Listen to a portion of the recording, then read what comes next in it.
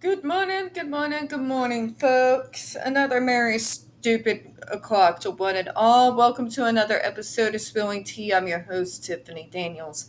And this morning we are going to the horrible world as the JRC, but before we get started, just the usual complaint. Fuck it's hot! Fuck it's hot this morning! Like, it is like 5 a.m. in the morning and I'm already freaking dead. It's supposed to get up to 100 degrees today, so it's humid as fuck outside and inside. Oh, and top it all off, it's also supposed to be severe storms too, so today's going to be interesting. It's going to be interesting. Alright, folks, now for the disclaimers. In the description box, you're going to find the article, the link to the article that the Judge Rotenberg Educational Center doesn't want you to read. It was written by NeuroClastic, a small non-for-profit started by autistics for autistics, where they surveyed over 900 ABA professionals for all over the world in regards to the so-called behavioral treatment program at the JRC. In fact, JRC doesn't want you to read this article so much, they have threatened NeuroClastic with a defamation lawsuit if they did not remove the article from the website. NeuroClastic has refused. So, folks, go into the description box, share that link on all social media. Obviously, if they are really going to try to pressure a small non-for-profit, there's something in there they don't want you to know. All right? You're also going to see NeuroClastic's public statement in the matter of the defamation lawsuit threat. And you're going to find also a link to their GoFundMe. We are crowdfunding them in case the JRC has the balls to see through with their threat. Alongside that, you're going to see links to the Agape boarding school situation, a school out in Stockton, Missouri that currently has pending 19 cases against it with accusations of sexual abuse, torture, and starvation. Please go to those links, folks. I will be posting them as I be doing the videos on them every Tuesday. I am still looking to see if there's literally anything anywhere that Agape has put up in defense of themselves, because I do want to represent both sides. Even if I think Agape boarding school is fucked. But anyways, please take a look at those articles. If you find anything where Agape has anything to say for themselves, please let me know. I will make sure to go ahead and do vids on those and include them in the description box. We also have the other pertinent links to the Stop the Shocks campaign, including Autistic Hoya's massive archive on the subject, which is basically 3 fucking decades of receipts on the insanity that is their program. You also have the templates and the ever-present and self-explanatory change.org Shut the Judge Rotenberg Center Down petition. Folks, when we discuss JRC, you're going to hear vivid descriptions of and catch clips of surveillance footage of people with disabilities being tortured and abused. If you got young children present, please use your headphones, all right? Also, it is now 5:12 a.m. in the morning. I'm not even close to being awake. So, if I stumble over my words, my apologies in advance, all right? Now, we're going to take a long draught of the calming tea here, because here comes the stupid.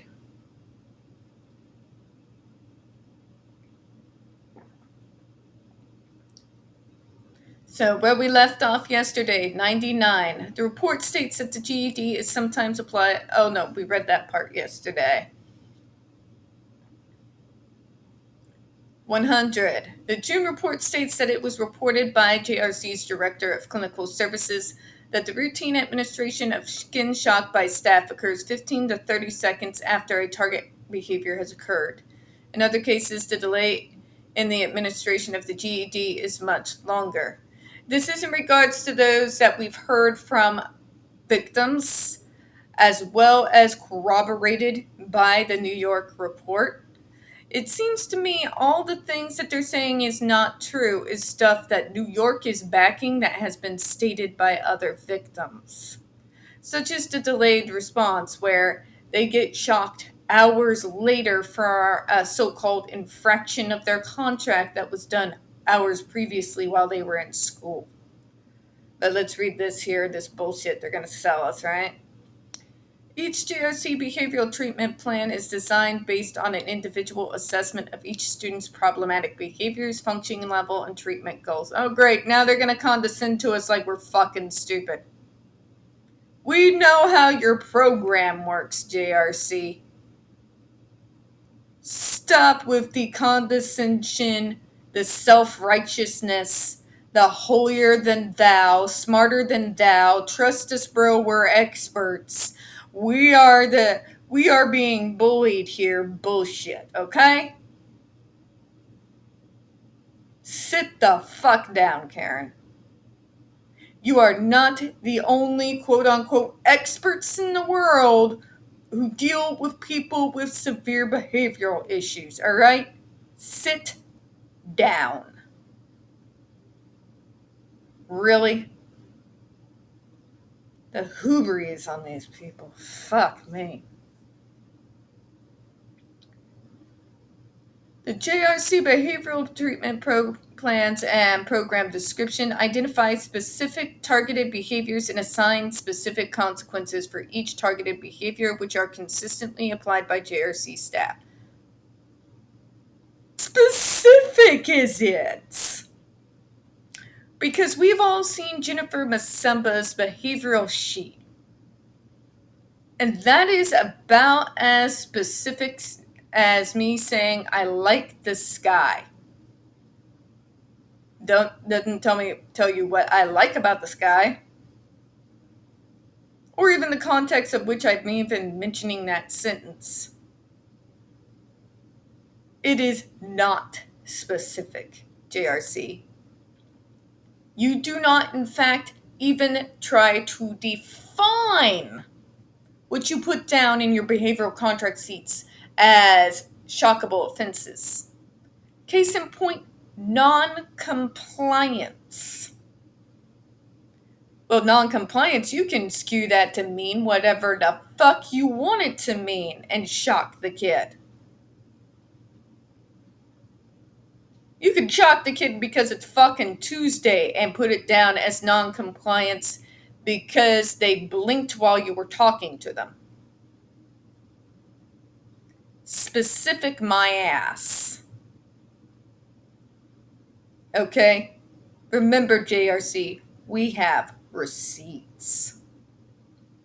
JRC staff are required to apply a behavioral consequence as soon as possible after a targeted behavior is observed or discovered to have happened, without prolonged delay between the occurrence of the behavior or discovery that it has occurred and application of the consequence. But what you say you do and what you actually do are two very different things, aren't they? My case in point about delayed consequences is that situation back in, I believe it was 2016, where the two students were shocked over 71 times. And why were they shocked? Because a prank call was put in saying that they hadn't been consequented for what they did hours before.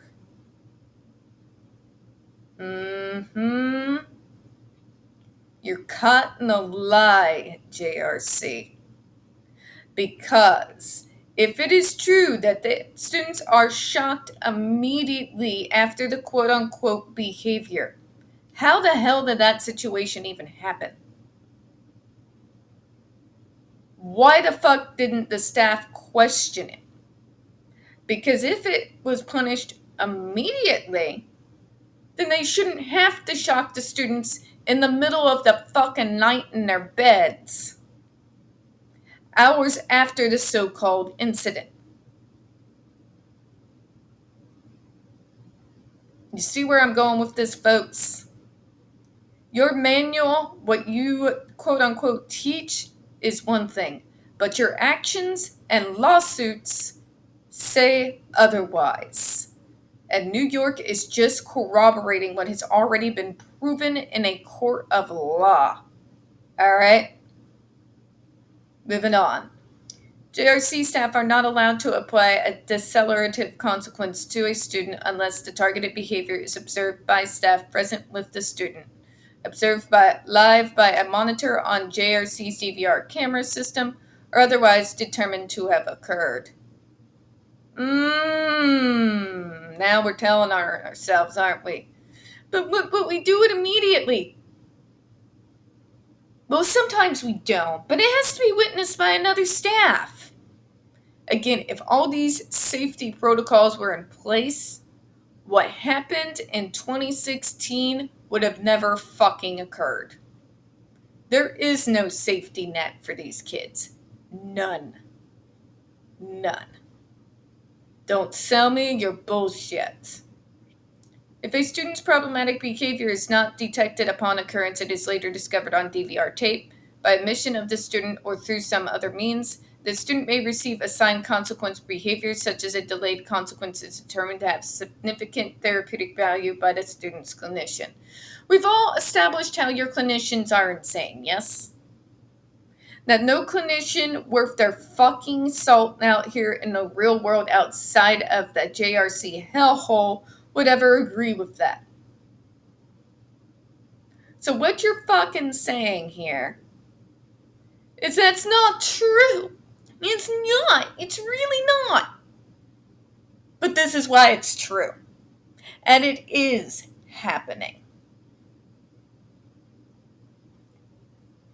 And that's how situations like where the students were shocked each over 71 times in the middle of fucking night, strapped to their own fucking beds. That's how that happens, folks. Because the JRC wants to lie to you. They want you to read the headlines and not the context, but unfortunately my autistic ass is all about the context. You have to be with schools like this. These are your fucking kids' parents. Do what the fuck is necessary. Because places like Agape and the JRC exist. And I don't care if they tell you they are the bestest of the best experts in the world. Fucking call their bluff. Look them up. Research them. Just saying. So, I'm going to go ahead and close out on this because we are once again dealing with JRC doing their bullshit of, but it's not true. But this is what is true. And this is our flimsy-ass, paper-thin excuse as to why we justify ourselves for it. Right? Same shit, different day. Okay, so folks, we don't get very many reviews on this channel. The few that we do get due to get removed from time to time. So please don't forget to hit that like button, hit subscribe, and don't forget to hit the comments. I do appreciate your time this morning, and as always, we here at Spilling Tea hope you have a good one. Please pray I don't freaking die and choke on humidity today. Bye-bye.